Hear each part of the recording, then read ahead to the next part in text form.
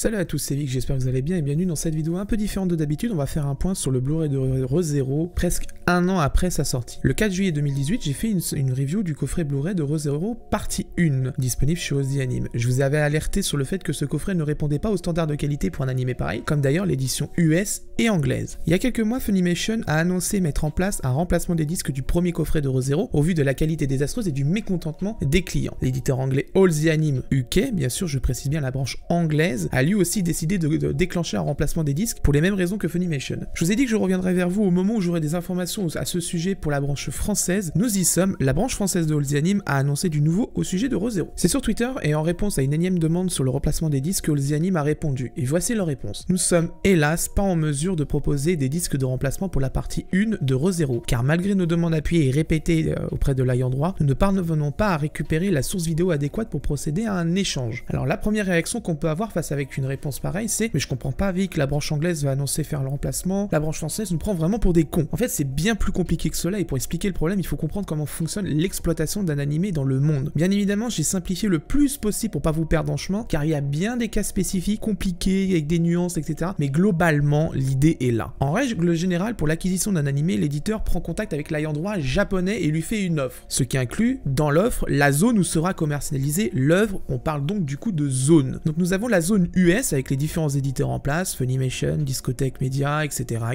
Sentai Filmworks, on les connaît tous, c'est des grands géants aux États-Unis de l'animation japonaise. Et en Europe, nous avons nos éditeurs européens, Dybex, Kase, Ozy Anime, Animoon, Peppermint, etc., tous les éditeurs de manière générale en Europe. Dans ce genre de situation, l'ayant droit japonais est maître du matériel vidéo et garde le contrôle. Et dans ce cas, en cas de souci, l'éditeur en question peut se retourner vers les japonais et donc lui demander un nouveau pivot ou une correction ou quelque chose de un peu meilleur. Le deuxième cas, et là vous voyez de suite à l'image que c'est totalement différent, on change la donne. On prendra le cas de Funimation ici pour illustrer. Un éditeur peut totalement acheter une licence dite internationale, c'est-à-dire que sa licence couvre celle de son marché, mais aussi celle des autres zones où il n'est pas implémenté, notamment celle en Europe. C'est la situation la plus compliquée et la plus chiante pour la raison suivante, car il bloque totalement l'acquisition de pas mal de licences dans d'autres zones. Pas mal d'animés en France sont bloqués malheureusement au niveau achat à cause de Funimation et d'autres autres exploitants internationaux. Il contrôle le matériel vidéo et en gère l'exploitation. Ça c'est très problématique parce que du coup, si jamais l'éditeur en question est incompétent, vous êtes dans la merde. Et en général, il est le seul interlocuteur. On ne peut donc pas se retourner vers l'ayant droit japonais, sauf dans les cas où il faut valider les visuels, etc. Dans ce genre de situation, un éditeur FR peut demander à Funimation, pour retourner à l'exemple, le droit, on appelle ça un droit d'exploitation de programme. C'est quand un intermédiaire possède les droits à l'international, mais ne les exploite pas dans la zone où l'exploitant sait de faire une diffusion ou une commercialisation. Il y a évidemment des choses, les japonais ont encore la main, notamment la validation des visuels, certains spots pubs, les annonces, etc., les coordinations de communication. En général, il y a toujours l'aval des japonais là-dessus. Mais de manière générale, côté vidéo et authoring, très souvent, le matériel est commun. C'est souvent l'exploitant international qui le donne à l'exploitant qui souhaite le diffuser dans une zone précise. Et on en arrive à Re:Zero, et vous allez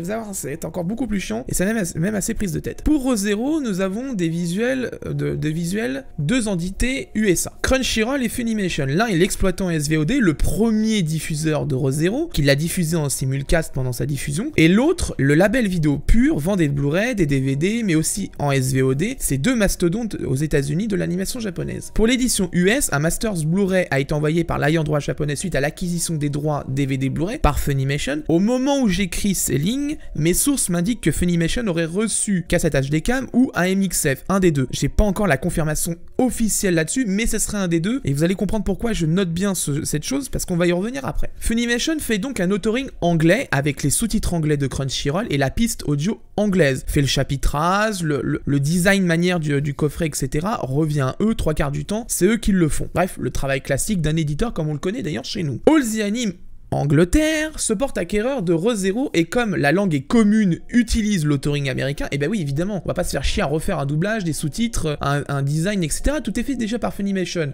Tu négocies correctement dans l'accord d'exploitation de droit de l'animé, que tu peux récupérer, etc. Tu lui files un billet, je simplifie mais c'est concrètement ça un peu l'idée, tu lui files les billets et tu peux récupérer tout le matos qu'il a fait. Et c'est là que le souci se pose, le travail de Funimation a été catastrophique sur Re:Zero. Color banding, pixelisation, c'était la catastrophe pour un anime qui, dans son édition japonaise était relativement propre. On revient maintenant à All the Anime FR, et dans leur réponse sur un autre post, la branche FR indique après remarque que la branche anglaise allait faire le remplacement des disques, ceci. La branche UK, donc anglaise, a accès directement aux disques autorés US, donc américains, du fait de leur langue commune. Cela nous n'était pas possible en revanche. Et c'est là où c'est problématique, et voici un dernier schéma qui va clôturer cet accident qui est ReZero. Pour faire un remplacement, All the Anime France a demandé à Funimation ce qu'on appelle un pivot, qui est en fait, pour faire simple, un fichier très lourd, quasi lossless, voire même des fois lossless, issu généralement de la cassette HDCAM pour faciliter le transport de l'œuvre, parce qu'autrement il faudrait envoyer les cassettes par transporteur avion, il y a le risque de perdre les cassettes, qu'elles soient détruites, et c'est surtout que du coup si elles sont détruites ou perdues, il faudra refaire une étape de renumérisation, ressortir des cassettes HDCAM, bref, ça perd du temps pour rien. C'est pour ça que justement les pivots existent, ça permet de faciliter le transport des œuvres. D'après des sources ultra sérieuses et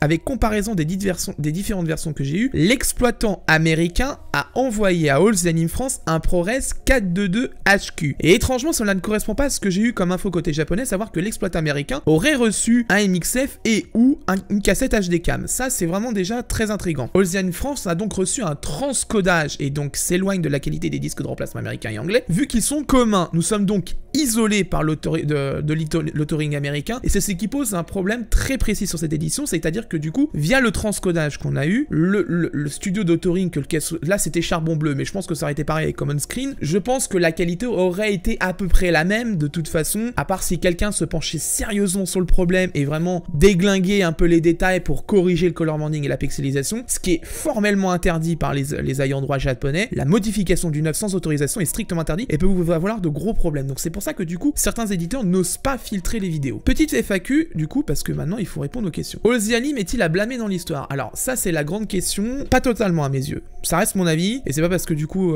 je reçois les coffrets de chez eux. D'ailleurs ReZero je l'ai eu et je l'ai quand même déglingué, donc c'est pour vous dire. Moi je pense pas totalement. Le gros souci c'est pendant un an, c'est la communication de The Anime France qui a posé problème. Je pense qu'il aurait été judicieux en janvier de faire un point sur Facebook et Twitter et de dire où en étaient les négociations. C'est un souci courant en France chez nos éditeurs français, vraiment d'animés japonais, parce qu'ils communiquent peu et en général ça se retourne très souvent contre eux. La deuxième partie aura-t-il une qualité vidéo correcte ou pas? Alors là, c'est la grosse inconnue. Pour le moment, je ne sais pas. Bien évidemment, je vais précommander le coffret partie 2 de ReZero et je vais faire une review complète du coffret. Donc, on verra à ce moment-là, même si je pense que non. Donc, on verra de toute façon. Mais moi, de mon avis, je pense que non. Et du coup, je regarde comment ReZero dans une qualité décente. Alors ça, c'est la grande question que souvent on m'a posée en Twitter et en YouTube, etc. Actuellement, la seule solution pour voir l'anime en bonne qualité, mais avec de la censure, malheureusement, c'est la diffusion de Crunchyroll France. Malheureusement, c'est la seule solution actuellement si vous voulez vraiment voir l'anime correctement. Le Blu-ray anglais de All the Anime a-t-il les pistes françaises? Alors ça aussi, c'est une question qui me revient très souvent en MP. Non, comme expliqué plus haut, du coup, l'authoring anglais est commun avec celui de Funimation. Le Blu-ray de Funimation n'a pas de piste n'a pas de piste française ni de sous-titres français. Il n'y a donc aucune chance que les sous-titres français et la piste audio française soient sur ce Blu-ray. Maintenant, on va se poser la question 30 secondes de qu'est-ce qu'on fait? Alors, maintenant, il faudrait vraiment dire très clairement... faut exprimer son ras-le-bol vis-à-vis de cette gestion de licence à l'international. Moi, ça fait des années que je le dis de toute façon. L'achat d'une licence internationale par un américain est à mes yeux une connerie sans nom. On a plein d'animés qui nous passent sous le nez 3/4 du temps parce que très souvent, il y a des bisbilles du genre l'éditeur américain, enfin l'exploitant américain à l'international a acheté les droits et pensait faire un truc en Europe, ne l'a pas fait et du coup ne vend pas les droits. Enfin, il y a un tas d'embrouilles comme ça de toute façon dans l'industrie de l'animation japonaise dans le monde. Très souvent, pas mal d'animés nous passent sous le nez à cause de ça. Moi, je serais pour qu'on revienne à l'exploitation antérieure, c'est-à-dire que l'exploitant japonais vend des licences par zone et n'autorise plus un exploitant américain ou européen, d'ailleurs ça peut être le cas, à acheter une licence internationale, c'est-à-dire toute zone. C'est une connerie sans nom parce qu'on se retrouve avec des situations telles qu'on ne peut pas sortir un animé parce que l'exploitant américain refuse de revendre une exploitation de droit, en gros concrètement. Pour faire simple, c'est ça. Donc on se retrouve bloqué pour des conneries. Il faudrait revenir à un modèle plus sain, voire même carrément créer des entités, ce que je pense qu'ils sont en train de faire justement à Aniplex aux États-Unis. Du coup, Aniplex a une structure qui s'appelle Aniplex USA et du coup fait la distribution des droits correctement. Il y aura la même chose, je suis sûr, en Europe. Je l'entrevois via Wakanim de toute façon parce que Wakanim a été racheté par Aniplex il y a quelques années. Donc je pense qu'à terme, l'Europe aussi aura son représentant européen, par exemple pour le cas d'Aniplex, et on aura peut-être un assainissement au niveau des pistes vidéo et des fichiers vidéo, etc. Et de la rapidité aussi des sorties des coffrets parce que je vous rappelle quand même que ReZero a quand même mis le temps à arriver en France et en Europe de manière générale et aux États-Unis, ça a été un tout petit peu plus rapide, même si ça a été quand même assez long. Maintenant, moi, je vous le dis sincèrement, de mon point de vue, je pense que ReZero est un accident de l'industrie très clairement. Il n'y a pas d'autre question. Aux États-Unis, ça va se corriger parce que du coup, ils vont avoir le disque de remplacement, en Angleterre aussi. Mais en France, non. Malheureusement, là, on est face vraiment à un accident industriel. Et c'est vraiment dommage parce que ReZero est un animé qui mérite énormément cette édition Blu-ray, qui est un très bel animé, qui a une très belle animation. White Fox a fait des merveilles dessus. La saison 2 arrive en plus, c'est ça le pire, c'est que du coup ça tombe vraiment très mal, c'est que la saison 2 arrive, le Blu-ray de partie 2 arrive seulement maintenant, un an après, ça fait beaucoup quand même. Maintenant, est-ce qu'on peut blâmer totalement les animes, comme je l'ai dit tout à l'heure? À moitié. La communication certes était pas là, mais d'un point de vue technique, de toute façon, ils ne peuvent pas faire autrement puisqu'ils sont dépendants de ce qu'on leur donne, c'est-à-dire un transcodage. Voilà, c'est la fin de cette vidéo, j'espère qu'elle vous a plu. Bien évidemment, si vous voulez poursuivre le débat, l'espace commentaire de la vidéo est ouvert, vous pouvez y aller. Je vous inviterai à rester courtois dans les commentaires, il est hors de question, et je vous le dis sincèrement, je vois un seul commentaire désobligeant, insultant ou méprisant ou quoi que ce soit, c'est la suppression direct. Il est hors de question que ça refasse le bashing que j'ai vu sur la vidéo de ReZero. Certes, oui, il y a quand même des problèmes, mais de là à devenir insultant, il y a quand même un problème. Vous restez courtois dans les commentaires. Autrement, au premier dérapage, la personne qui fait ça, c'est le ban. Comme ça, je vais être très clair. Si vous avez d'autres questions, bien évidemment, et vous n'avez pas envie de poster sur YouTube, Twitter, comme d'habitude, mes messages privés sont ouverts. Vous pouvez poser vos questions en MP. Il n'y a aucun souci. Je répondrai comme d'habitude, quelles que soient vos sollicitations. Les vidéos, bien sûr, les prochaines reviews vont arriver. Maca va arriver bientôt en review, ce que j'attends le coffret Blu-ray qui sort le 25 mai. Il y aura Dragon Ball Super partie 2 bien sûr qui va arriver. On va pouvoir discuter un petit peu aussi de la gestion des droits de Dragon Ball Super. Et de manière générale, les vidéos vont reprendre leur rythme. Là, c'était vraiment important de faire une cassure parce que du coup, il y avait du concret sur une review que j'avais fait. Et là, c'est surtout que c'est polémique. Donc du coup, il faut vraiment qu'on en parle et qu'on désamorce un peu tout ça. Quant à moi, je vous laisse et d'ici là, portez-vous bien. Ciao.